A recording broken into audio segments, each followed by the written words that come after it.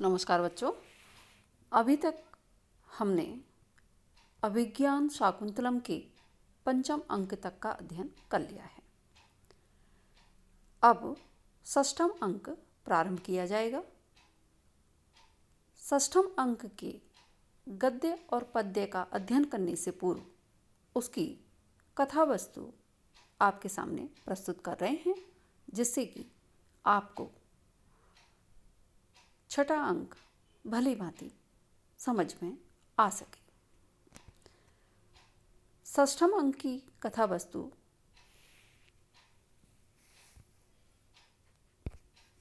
प्रवेशक में नगर रक्षक एक धीवर को पकड़े हुए हैं, जिनके पास दुष्यंत के नाम से अंकित अंगूठी है।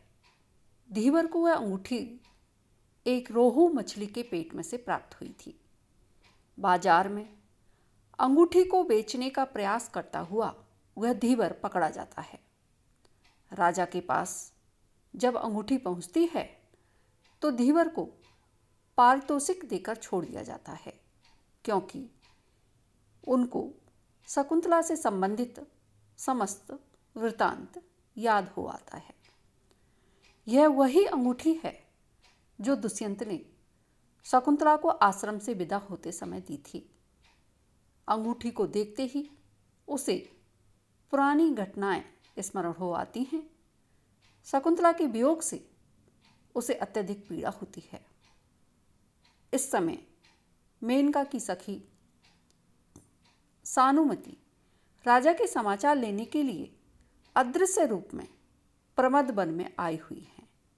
राजा विदूषक को साथ लेकर प्रमद वन में आते हैं।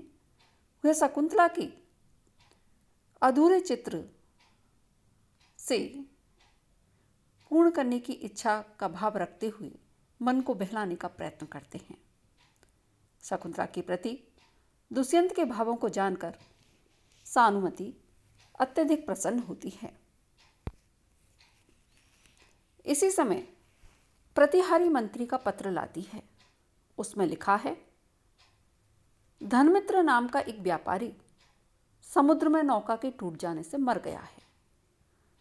उसके कोई संतान नहीं थी, अतएव उसका सारा धन राजकोष में जाएगा। यह समाचार सुनकर राजा दुष्यंत अत्यंत दुखी होते हैं, क्योंकि उनके स्वयं के भी कोई संतान नहीं है। राजा को संतानहीनता का दुख होता है। राजा कहते हैं कि ज्ञात करें कि घरमित्र की कोई पत्नी गर्भिणी तो नहीं है। पता चलता है घरमित्र की एक पत्नी गर्भिणी है।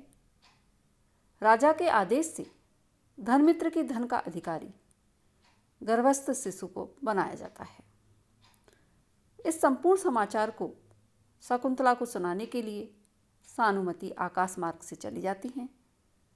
उसी समय इंद्र का सारथी मातली दुष्यंत के राज प्रसाद में आता है। वह राजा को इंद्र का संदेश देता है कि इस समय इंद्र का दैत्यों के साथ युद्ध हो रहा है।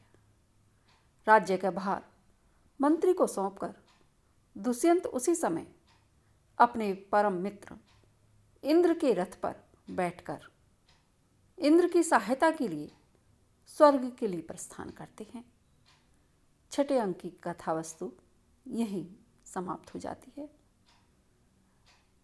धन्यवाद बच्चों।